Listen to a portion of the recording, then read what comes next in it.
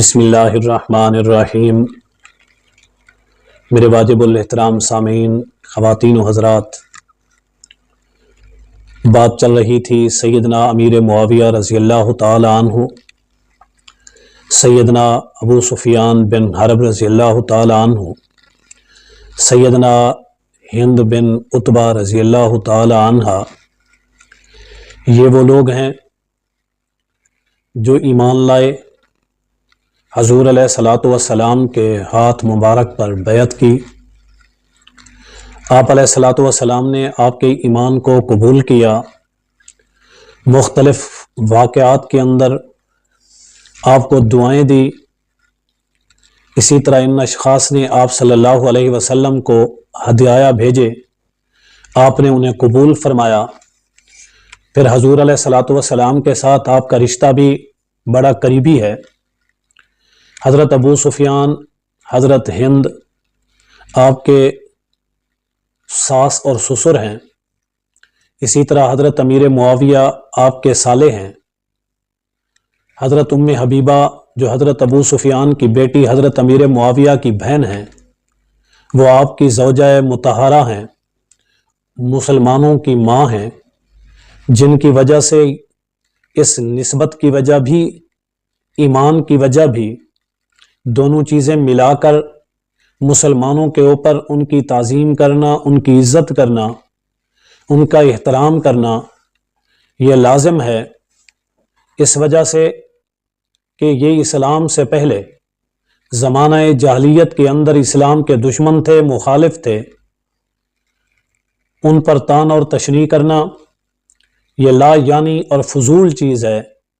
اس کی وجہ یہ ہے کہ جب یہ لوگ ایمان لے آئے، ان کے ایمان کو اللہ کے حکم سے قبول کر لیا گیا، ان کے گھر کو دارالامن قرار دیا گیا، جب ان کی نسبت کو معافی اور ان کی جتنی بھی خطا یا غلطیاں تھیں اسے از روئے شریعت کے بھی ایمان لانے کے ساتھ معاف کر دیا گیا، پھر حضور علیہ الصلوۃ والسلام کے الفاظ، دعائیں، آپ کی بیعت اور ان کے لیے استغفار کرنا، یہ سب چیزیں ثابت ہیں، اور ان کے ثبوت کے ساتھ بھی آپ کو اللہ تعالیٰ نے یہ شرف عطا کیا کہ آپ صحابیات میں شامل ہیں اور حضور علیہ الصلوۃ والسلام کی بیعت میں شامل ہیں، حضور علیہ الصلوۃ والسلام کی مغفرت کی دعاؤں میں شامل ہیں۔ لیکن بعض لوگوں کے اندر آج بھی قلبی عداوت، ازلی اناد اس انداز سے کوٹ کر بھرا ہوا ہے کہ وہ آج بھی ان کو معاف کرنے کے لیے تیار نہیں، آج بھی وہ نعوذ باللہ ان پر لعن طعن کرتے ہیں، حالانکہ یہ سب چیزیں جن پر وہ لعن طعن کر رہے ہیں وہ قبل از اسلام کی ہیں، اور اسلام لانے کے ساتھ وہ سب چیزیں معاف ہو گئی۔